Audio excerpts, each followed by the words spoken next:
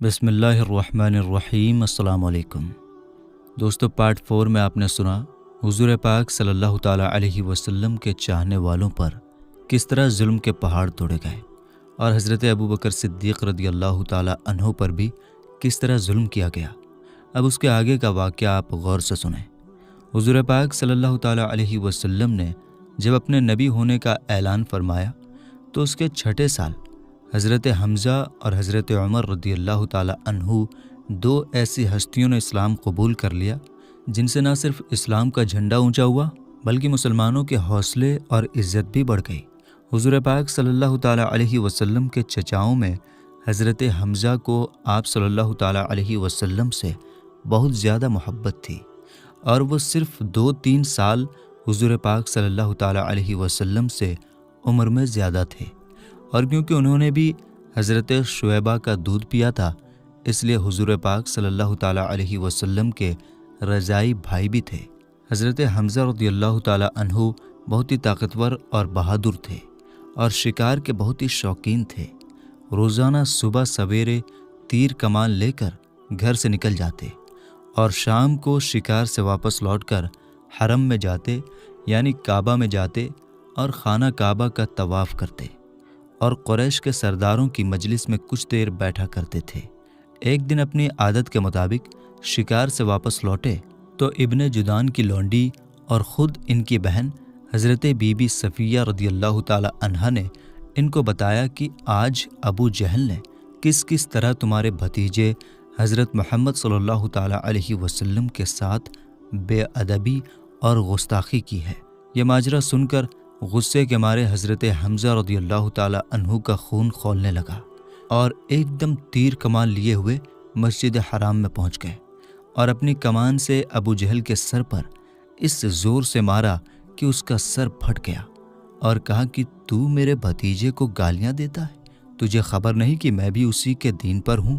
یہ دیکھ کر بنی مخزوم قبیلے کے کچھ لوگ ابو جہل کی مدد کے لیے کھڑے ہو گئے، تو ابو جہل نے یہ سوچ کر کہ کہیں بنو ہاشم سے جنگ نہ چھڑ جائے، اس لیے یہ کہا کہ اے بنی مخزوم، آپ لوگ حمزہ کو چھوڑ دیجئے، واقعی میں نے آج ان کے بھتیجے کو بہت ہی خراب قسم کی گالیاں دی تھی۔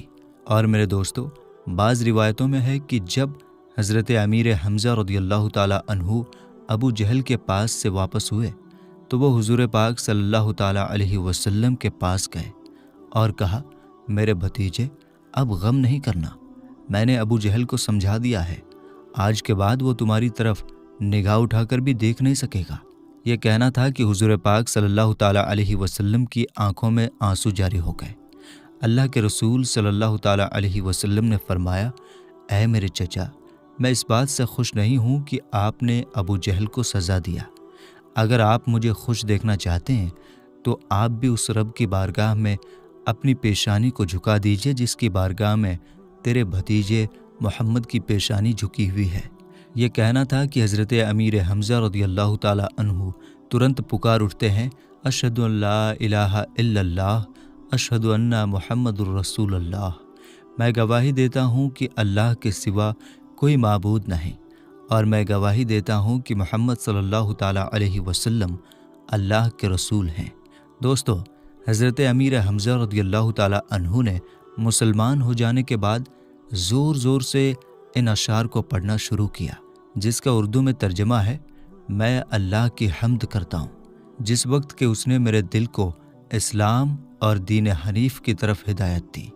جب احکام اسلام کی ہمارے سامنے تلاوت کی جاتی ہے تو باکمال عقل والوں کے آنسو جاری ہو جاتے ہیں، اور خدا کے برگزیدہ رسول احمد صلی اللہ تعالیٰ علیہ وسلم ہمارے مقتدی ہیں، تو اے کافرو، اپنے فالتو بکواس سے ان پر غلبہ مت حاصل کرو۔ آخری شعر انہوں نے پڑھا جس کا ترجمہ ہے، خدا کی قسم ہم انہیں قوم کفار کے سپرد نہیں کریں گے، یعنی محمد صلی اللہ تعالیٰ علیہ وسلم کو کافروں کے حوالے نہیں کریں گے، حالانکہ ابھی تک ہم نے ان کافروں کے ساتھ تلواروں کے ذریعے فیصلہ نہیں کیا ہے۔ میرے دوستو، حضرت حمزہ رضی اللہ تعالیٰ عنہ کے اسلام لانے کے بعد تیسرے ہی دن حضرت عمر رضی اللہ تعالیٰ عنہ نے بھی اسلام قبول کر لیا۔ آپ رضی اللہ تعالیٰ عنہ کے اسلام لانے کے بارے میں بہت ساری روایات ہیں۔ ایک روایت ہے کہ آپ رضی اللہ تعالیٰ عنہ ایک دن غصے میں بھرے ہوئے ننگی تلوار لے کر اس ارادے سے چلے کہ آج میں اسی تلوار سے پیغمبر اسلام کا خاتمہ کر دوں گا۔ اتفاق سے راستے میں حضرت نعیم بن عبداللہ قریشی رضی اللہ تعالیٰ عنہ سے ملاقات ہو گئی۔ یہ مسلمان ہو چکے تھے، مگر حضرت عمر رضی اللہ تعالیٰ عنہ کو ان کے مسلمان ہونے کی خبر نہیں تھی۔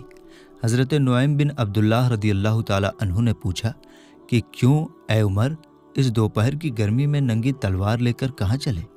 کہنے لگے کہ آج اسلام کی بنیاد رکھنے والے کا فیصلہ کرنے کے لیے جا رہا ہوں۔ انہوں نے کہا کہ پہلے اپنے گھر کی خبر لو، تمہاری بہن فاطمہ بنت الخطاب اور تمہارے بہنوئی سعید بن زید بھی تو مسلمان ہو گئے ہیں۔ یہ سن کر آپ بہن کے گھر پہنچے اور دروازہ کھٹکھٹایا۔ گھر کے اندر کچھ مسلمان چھپ کر قرآن پڑھ رہے تھے۔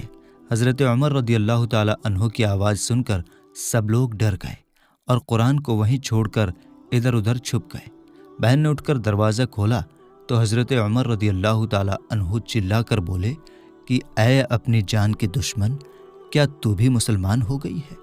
پھر اپنے بہنوئی حضرت سعید بن زید رضی اللہ تعالیٰ عنہ پر جھپٹے اور ان کی داڑھی پکڑ کر ان کو زمین پر پٹک دیا اور سینے پر سوار ہو کر مارنے لگے۔ ان کی بہن حضرت فاطمہ رضی اللہ تعالیٰ عنہا اپنے شوہر کو بچانے کے لیے دوڑ پڑیں تو حضرت عمر رضی اللہ تعالیٰ عنہ نے ان کو ایسا تماچا مارا کہ ان کے کانوں کے جھومر ٹوٹ کر گر پڑے اور ان کا چہرہ خون سے لت پت ہو گیا۔ بہن نے صاف صاف کہہ دیا کہ عمر سن لو، تم سے جو ہو سکے کر لو، مگر اب اسلام دل سے نہیں نکل سکتا۔ حضرت عمر رضی اللہ تعالیٰ عنہ نے بہن کا خون سے لت پت چہرہ دیکھا اور ان کا حوصلہ بھرا یہ جملہ سنا تو ان پر کپکپی طاری ہو گئی اور ایک دم دل نرم پڑ گیا۔ تھوڑی دیر تک خاموش کھڑے رہے، پھر کہا کہ اچھا تم لوگ جو پڑھ رہے تھے مجھے بھی دکھاؤ۔ بہن نے قرآن کے پیج کو کھول کر سامنے رکھ دیا۔ اٹھا کر دیکھا تو اس آیت پر نظر پڑی کہ سبح للہ ما فی السماوات والارض وہو العزیز الحکیم۔ اس آیت کے ایک ایک لفظ کی تاثیر ان کے دل کی گہرائیوں میں اترتی چلی گئی اور جسم کا ایک ایک بال لرزنے لگا۔ جب اس آیت پر پہنچے کہ آمنوا باللہ ورسولہ تو بالکل ہی بے قابو ہو گئے اور بے اختیار پکار اٹھے کہ اشہد ان لا الہ الا اللہ و اشہد ان محمد الرسول اللہ۔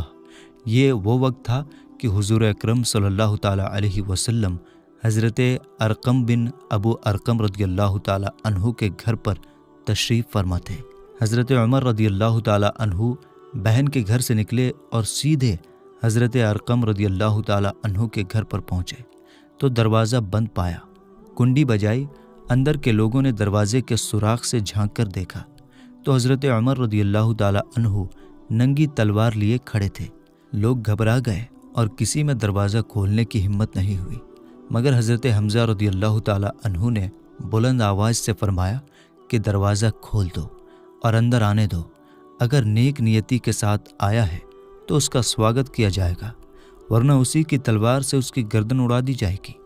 حضرت عمر رضی اللہ تعالیٰ عنہ نے اندر قدم رکھا تو حضور پاک صلی اللہ تعالیٰ علیہ وسلم نے خود آگے بڑھ کر حضرت عمر رضی اللہ تعالیٰ عنہ کا ہاتھ پکڑا اور فرمایا کہ اے خطاب کے بیٹے، تو مسلمان ہو جا، آخر تو کب تک مجھ سے لڑتا رہے گا؟ حضرت عمر رضی اللہ تعالیٰ عنہ نے بلند آواز میں کلمہ پڑھا۔ حضور پاک صلی اللہ تعالیٰ علیہ وسلم نے خوشی کے مارے نعرے تکبیر بلند فرمایا اور وہاں موجود تمام لوگوں نے اس زور سے اللہ اکبر کا نعرہ لگایا کہ مکہ کی پہاڑیاں گونج اٹھیں۔ پھر حضرت عمر رضی اللہ تعالیٰ عنہ کہنے لگے کہ یا رسول اللہ صلی اللہ تعالیٰ علیہ وسلم، یہ چھپ چھپ کر خدا کی عبادت کرنے کے کیا مطلب؟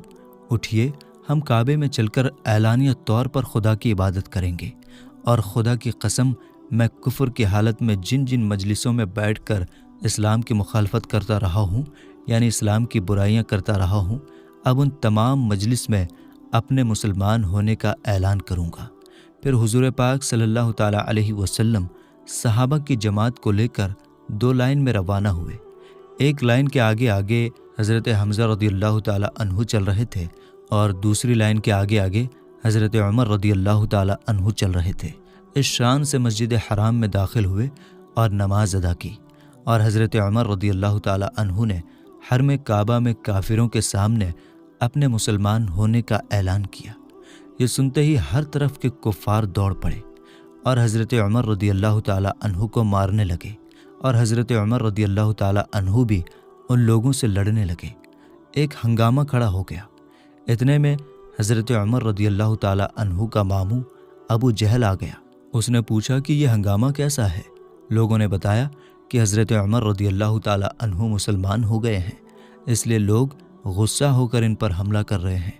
یہ سن کر ابو جہل نے حتیم کعبہ میں کھڑے ہو کر اپنے ہاتھ سے اشارہ کر کے اعلان کر دیا کہ میں نے اپنے بھانجے عمر کی حفاظت کی ذمہ داری لے لی۔ ابو جہل کا یہ اعلان سن کر سب لوگ ہٹ گئے۔ حضرت عمر رضی اللہ تعالی عنہ کا بیان ہے کہ اسلام لانے کے بعد میں ہمیشہ کافروں کو مارتا اور ان کی مار کھاتا رہا، یہاں تک کہ اللہ تعالیٰ نے اسلام کو کامیابی عطا فرما دی۔ حضرت عمر رضی اللہ تعالی عنہ کے مسلمان ہونے کی ایک وجہ یہ بھی بتائی گئی ہے کہ خود حضرت عمر رضی اللہ تعالی عنہ فرمایا کرتے تھے کہ میں کفر کی حالت میں قریش کے بتوں کے پاس حاضر تھا۔ اتنے میں ایک شخص گائے کا ایک بچھڑا لے کر آیا اور اس کو بتوں کے نام پر ذبح کیا۔ پھر بڑے زور سے چیخ مار کر کسی نے یہ کہا کہ یا جلیح امر نجیح رجول فصیح یقول لا الہ الا اللہ۔ یہ آواز سن کر سب لوگ وہاں سے بھاگ کھڑے ہوئے، لیکن میں نے یہ ارادہ کر لیا کہ میں اس آواز دینے والے کی کھوج کیے بغیر ہرگز یہاں سے نہیں جاؤں گا۔ اس کے بعد پھر یہی آواز آئی کہ یا جلیح امر نجیح رجول فصیح یقول لا الہ الا اللہ، یعنی اے کھلی دشمنی کرنے والے، ایک کامیابی کی چیز ہے کہ ایک ایسا آدمی جس کی زبان بہت بہتر ہے وہ کہتا ہے لا الہ الا اللہ، یعنی اللہ کے سوا کوئی معبود نہیں۔ حالانکہ بتوں کے آس پاس میرے سوا کوئی نہیں تھا۔ اس کے فوراً بعد ہی حضور پاک صلی اللہ تعالی علیہ وسلم نے اپنی نبوت کا، اپنے نبی ہونے کا اعلان فرمایا۔ اس واقعے سے حضرت عمر بے حد پربھاوت ہوئے، امپریسڈ ہوئے، اس لیے ان کے اسلام لانے میں اس واقعے کا بھی بڑا اہم رول ہے۔ حضرت عمر رضی اللہ تعالی عنہ کو جب مکہ کے کافروں نے بہت زیادہ ستایا تو عاص بن وائل سہمی نے بھی آپ رضی اللہ تعالی عنہ کو اپنی پناہ میں لے لیا، یعنی انہوں نے آپ کی حفاظت کی ذمہ داری اپنے سر پر لے لیا۔ اور حضرت عاص بن وائل وہ شخص ہیں جو زمانہ جاہلیت میں حضرت عمر کے حلیف تھے، یعنی ان دونوں کے بیچ یہ طے ہوا تھا کہ جو میرا دشمن ہے وہ آپ کا دشمن ہے، اور جو آپ کا دشمن ہے وہ میرا دشمن ہے۔ اگر کسی نے ہم پر حملہ کیا تو آپ میرا ساتھ دیں گے، اور آپ پر حملہ کیا تو ہم آپ کا ساتھ دیں گے۔ تو چونکہ یہ باتیں طے ہوئی تھی، اس لیے حضرت عمر رضی اللہ تعالی عنہ کافروں کی مار دھاڑ سے بچ گئے۔ تو میرے دوستو، اب آپ اس گھاٹی کے بارے میں سنیں جو اسلام کے اتہاس میں شیب ابی طالب کے نام سے مشہور ہے۔ دوستو، اعلان نبوت کے 7ویں سال مکہ کے کافروں نے جب دیکھا کہ روز بروز مسلمانوں کی تعداد بڑھتی جا رہی ہے اور حضرت حمزہ و حضرت عمر رضی اللہ تعالی عنہما جیسے بہادران قریش بھی اسلام قبول کر چکے ہیں، تو غصے میں ان لوگوں نے اپنا کنٹرول کھو دیا، اور تمام قریش کے سرداروں اور مکہ کے دوسرے کافروں نے یہ اسکیم بنائی کہ حضور صلی اللہ تعالی علیہ وسلم اور آپ کے خاندان کا پوری طرح بائیکاٹ کر دیا جائے، اور ان لوگوں کو کسی چھوٹی اور اندھیری جگہ میں قید کر دیا جائے، اس طرح سے کہ ان کے لیے کھانے کا ایک دانہ اور پانی کا ایک قطرہ بھی پہنچ نہ پائے، تاکہ یہ لوگ پوری طرح تباہ و برباد ہو جائیں۔ چنانچہ اس خوفناک مشورے کے حساب سے قریش کے تمام قبیلوں نے آپس میں یہ طے کیا کہ جب تک بنو ہاشم کے خاندان والے حضور پاک صلی اللہ تعالی علیہ وسلم کو قتل کے لیے ہمارے حوالے نہ کر دیں، کوئی بھی شخص خاندان بنو ہاشم سے شادی بیاہ نہ کرے، کوئی شخص ان لوگوں کے ہاتھ کسی قسم کے سامان نہ بیچے نہ خریدے، کوئی شخص ان لوگوں سے میل جول بات ملاقات نہ کرے، کوئی شخص ان لوگوں کے پاس کھانے پینے کا کوئی سامان نہ جانے دے۔ منصور بن اکرمہ نے اس طے شدہ بانڈ کو لکھا اور قریش کے تمام سرداروں نے اس پر سگنیچر کر کے उस कागज़ को काबा के अंदर लटका दिया। अबू तालिब मजबूर होकर हुजूर पाक सल्लल्लाहु ताला अलैहि वसल्लम और दूसरे तमाम ख़ानदान वालों को लेकर पहाड़ की उस घाटी में छुप गए जिसका नाम शीबे अबी तालिब था। अबू लहब के सिवा ख़ानदान बनु हाशिम के काफिरों ने भी ख़ानदानी रिश्तेदारी के बिना पर उस मामले में हुजूर पाक सल्लल्लाहु ताला अलैहि वसल्लम का साथ दिया और सब के सब पहाड़ की उस घाटी में कैद होकर ज़िंदगी गुजारने लगे।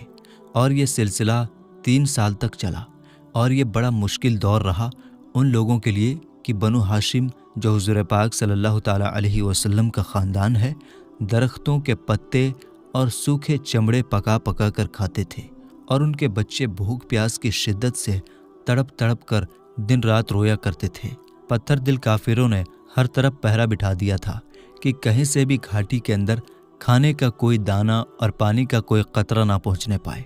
मुसलसल 3 साल तक हुजूर पाक सल्लल्लाहु ताला अलैहि वसल्लम और ख़ानदान बनु हाशिम उन मुश्किलों को झेलते रहे, यहाँ तक कि खुद कुरैश के कुछ रहमदिल लोगों को बनु हाशिम की उन मुसीबतों पर रहम आ गया और उन लोगों ने उस जालिमाना बॉन्ड को तोड़ने की एक तहरीक चलाई।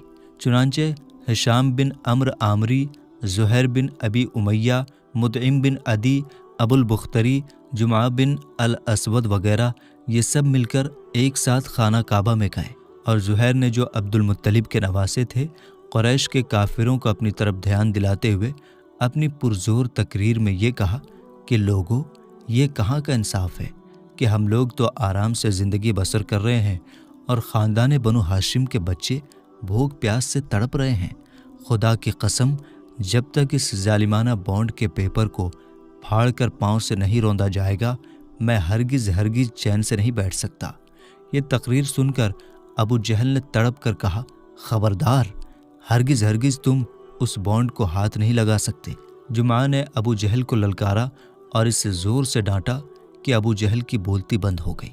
इसी तरह मुतइम बिन अदी और हिशाम बिन अमर ने भी अबू जहल को जवाब दिया और अबुल बुख्तरी ने तो साफ साफ कह दिया कि ए अबू जहल, इस जालिमाना बॉन्ड से ना तो हम पहले राज़ी थे और ना ही अब हम इससे राज़ी हैं और ना ही जो कुछ इसमें लिखा हुआ है हम उसके पाबंद हैं।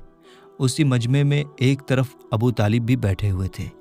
उन्होंने कहा कि ए लोगों, मेरे भतीजे मोहम्मद सल्लल्लाहु ताला अलैहि वसल्लम कहते हैं कि इस बॉन्ड के पेपर को कीड़ों ने खा डाला है और सिर्फ जहाँ जहाँ खुदा का नाम लिखा हुआ था उसको कीड़ों ने छोड़ दिया है।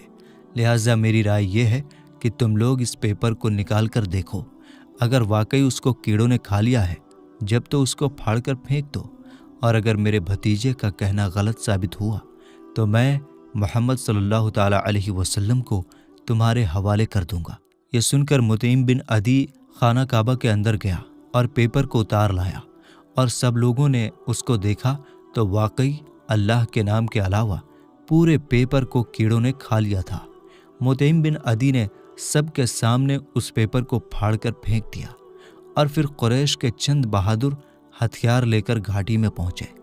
हालांकि उस वक्त ये सब लोग कुफर की हालत में थे और ख़ानदान बनु हाशिम के एक एक आदमी को वहां से निकाल लाए और उनको उनके घरों में आबाद कर दिया। ये वाक़या ऐलान नबूवत के 10वें साल पेश आया है। मंसूर बिन इकरमा, जिसने उस बॉन्ड के पेपर को लिखा था, उस पर यह अल्लाह का अजाब आया कि उसका हाथ शल होकर सूख गया।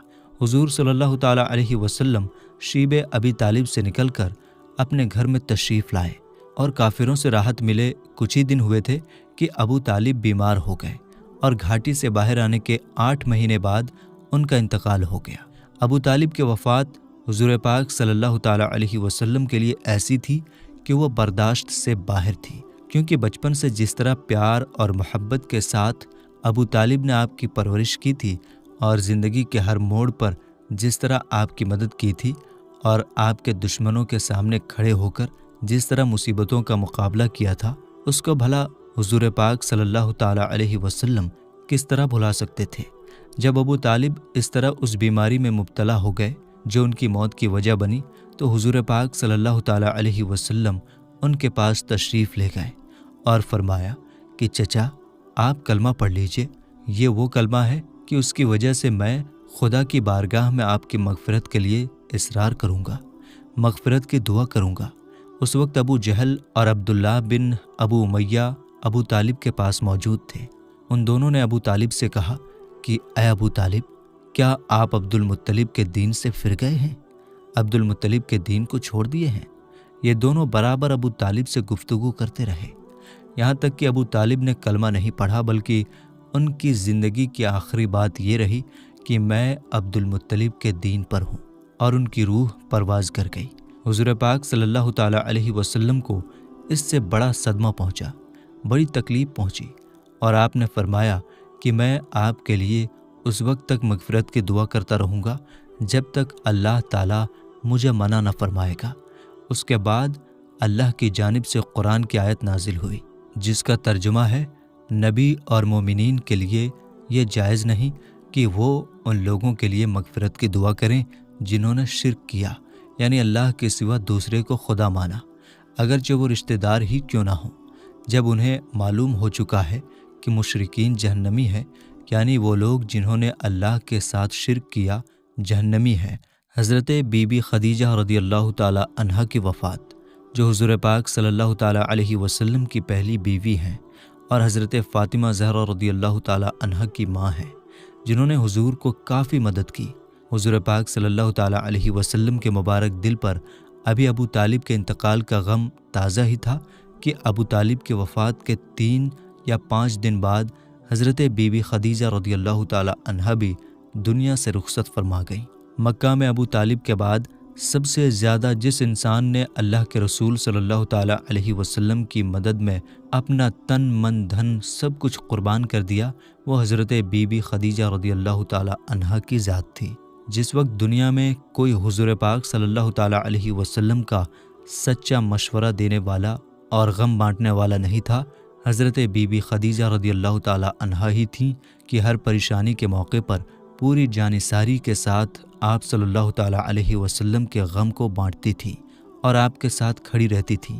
اس لیے ابو طالب اور حضرت بی بی خدیجہ رضی اللہ تعالیٰ عنہا دونوں کی وفات سے حضور کے مددگار، غم گسار دونوں ہی دنیا سے اٹھ گئے، جس سے آپ کے مبارک دل پر اتنا بڑا صدمہ گزرا کہ آپ نے اس سال کا نام عام الحزن یعنی غم کا سال رکھ دیا۔ حضرت بی بی خدیجہ رضی اللہ تعالیٰ عنہا نے اعلان نبوت کے 10ویں سال رمضان کے مہینے میں وفات پائی۔ وفات کے وقت ان کی عمر 65 سال کی تھی۔ جنت المعلیٰ قبرستان میں ان کو دفن کیا گیا۔ حضور رحمت عالم صلی اللہ تعالیٰ علیہ وسلم خود ان کی قبر میں اترے اور اپنے مقدس ہاتھوں سے ان کی مبارک لاش کو زمین کے سپرد کیا۔ جب حضور پاک صلی اللہ تعالیٰ علیہ وسلم نے مکہ والوں کو اسلام کی دعوت دی اور یہ بتایا کہ تم صرف اس اللہ کی عبادت کرو جس نے تمہیں پیدا کیا ہے، ہمیں پیدا کیا ہے، پوری دنیا کو بنایا ہے، اس کی پوجا مت کرو جس کو تم نے اپنے ہاتھوں سے بنایا ہے، لیکن لوگوں نے آپ کی دعوت کو قبول نہیں کیا، اور کچھ لوگوں نے قبول بھی کیا تو ان کی تعداد بہت کم تھی۔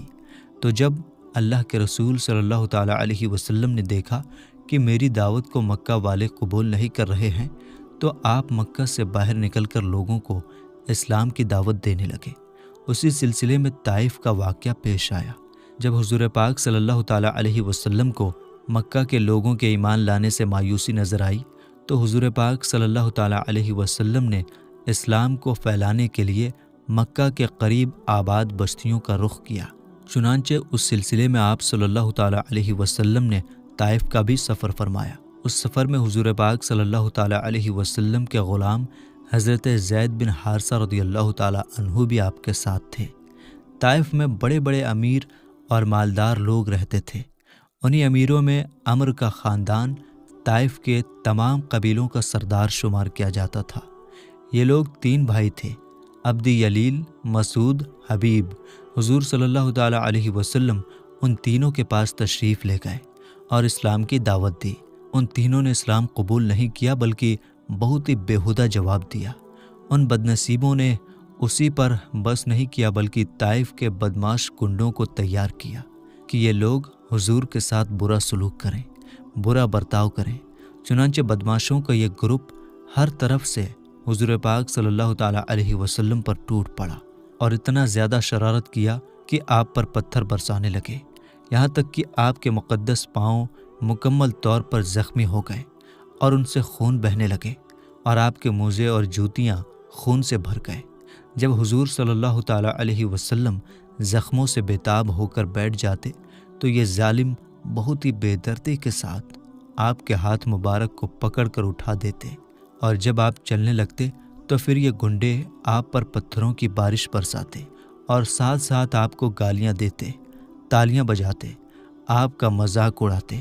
حضرت زید بن حارثہ رضی اللہ تعالیٰ عنہ دوڑ دوڑ کر حضور پر آنے والے پتھروں کو اپنے بدن پر لے لیتے اور حضور صلی اللہ تعالیٰ علیہ وسلم کو بچاتے تھے، یہاں تک کہ وہ بھی خون سے لت پت ہو گئے اور زخموں سے نڈھال ہو کر بے قابو ہو گئے، یہاں تک کہ آخر کار اللہ کے رسول صلی اللہ تعالیٰ علیہ وسلم نے انگور کے ایک باغ میں جا کر اپنی حفاظت فرمائی۔ یہ باغ مکہ کے ایک مشہور کافر عتبہ بن ربیعہ کا تھا۔ حضور صلی اللہ تعالیٰ علیہ وسلم کا یہ حال دیکھ کر عتبہ بن ربیعہ اور اس کے بھائی شیبہ بن ربیعہ کو آپ پر رحم آ گیا، اور کافر ہونے کے باوجود خاندانی محبت نے جوش مارا۔ چنانچہ ان دونوں کافروں نے حضور پاک صلی اللہ تعالیٰ علیہ وسلم کو اپنے باغ میں ٹھہرایا اور اپنے کرسچن غلام عداس کے ہاتھ سے آپ کی خدمت میں انگور کا ایک گچھا بھیجا۔ حضور پاک صلی اللہ تعالیٰ علیہ وسلم نے بسم اللہ پڑھ کر گچھے کو ہاتھ لگایا تو عداس اس تعجب سے کہنے لگا کہ آس پاس کے لوگ تو یہ کلمہ نہیں بولتے ہیں۔ حضور نے اس سے پوچھا کہ تمہارا وطن کہاں ہے، تمہارا گھر کہاں ہے؟ عداس نے کہا، میں شہر نینوا کا رہنے والا ہوں۔ آپ صلی اللہ تعالیٰ علیہ وسلم نے فرمایا کہ حضرت یونس بن متیٰ علیہ السلام کا شہر ہے، وہ بھی میری طرح خدا کے پیغمبر تھے، خدا کے نبی تھے۔ یہ سن کر عداس آپ کے ہاتھ پاؤں چومنے لگا اور فوراً ہی کلمہ پڑھ کر مسلمان ہو گیا۔ اسی سفر میں حضور پاک صلی اللہ تعالیٰ علیہ وسلم جب مقام نخلا میں تشریف فرما ہوئے اور رات کو تہجد کی نماز میں قرآن پڑھ رہے تھے تو نصیبین کے جناتوں کی ایک جماعت حضور کی خدمت میں حاضر ہوئی، اور قرآن سن کر یہ سب جنات مسلمان ہو گئے۔ پھر ان جناتوں نے لوٹ کر اپنی قوم کو بتایا تو مکہ مکرمہ میں جناتوں کی جماعت نے گروہ در گروہ آ کر اسلام قبول کیا۔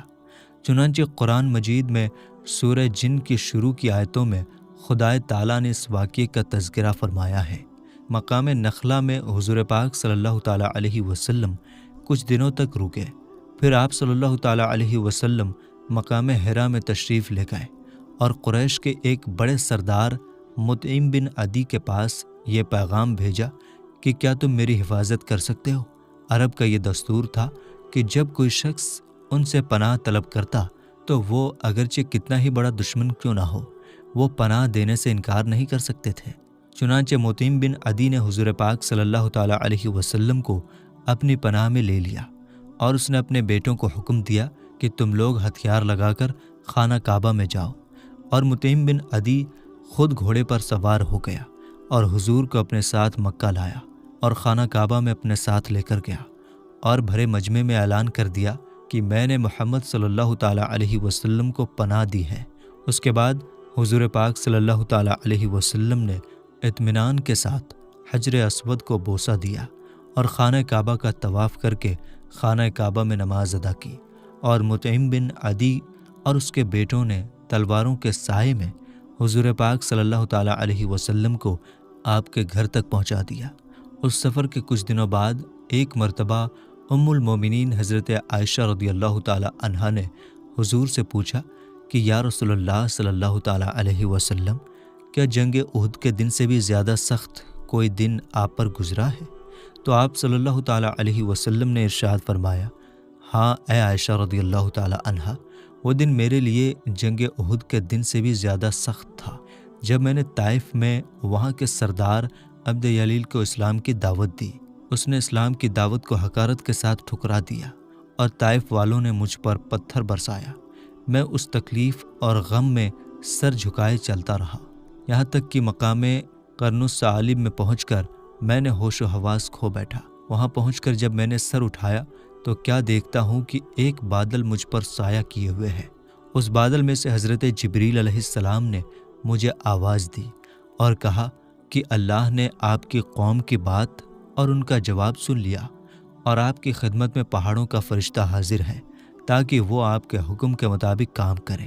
حضور پاک صلی اللہ تعالیٰ علیہ وسلم کا بیان ہے کہ پہاڑوں کا فرشتہ مجھے سلام کر کے عرض کرنے لگا، اے محمد صلی اللہ تعالیٰ علیہ وسلم، آپ کی قوم کی بات اور انہوں نے آپ کو جو جواب دیا ہے وہ سب کچھ سن لیا ہے۔ اللہ تعالیٰ نے آپ کی قوم کی بات اور انہوں نے آپ کو جو جواب دیا ہے وہ سب کچھ سن لیا ہے اور مجھ کو آپ کی خدمت میں بھیجا ہے تاکہ آپ مجھے جو چاہیں حکم دیں اور میں آپ کے حکم کے مطابق کام کروں۔ اگر آپ چاہتے ہیں کہ میں اکشبین، ابو قبیس اور قیقعان دونوں پہاڑ کو ان کافروں پر الٹ دوں تو میں الٹ دیتا ہوں۔ یہ سن کر حضور پاک صلی اللہ تعالیٰ علیہ وسلم نے جواب دیا کہ نہیں، بلکہ میں امید کرتا ہوں کہ اللہ تعالیٰ ان کی نسلوں سے اپنے ایسے بندوں کو پیدا فرمائے گا جو صرف اللہ تعالیٰ ہی کی عبادت کریں گے اور شرک نہیں کریں گے۔ تو میرے دوستو، حضور پاک صلی اللہ تعالیٰ علیہ وسلم کی پوری زندگی پر بننے والی سیریز کا یہ 5واں پارٹ تھا۔ ہم امید کرتے ہیں کہ آپ کو آسانی کے ساتھ سمجھ میں آ گیا ہوگا۔ ویڈیو آپ کو سمجھ میں آ رہی ہے تو کمنٹ باکس میں ضرور بتایا کریں تاکہ ہم آپ کے لیے آگے اور بہتر کر سکیں۔ تو ہمیں اجازت دیجیے، ملیں گے انشاءاللہ تعالیٰ اگلی ویڈیو میں۔ السلام علیکم، اللہ حافظ۔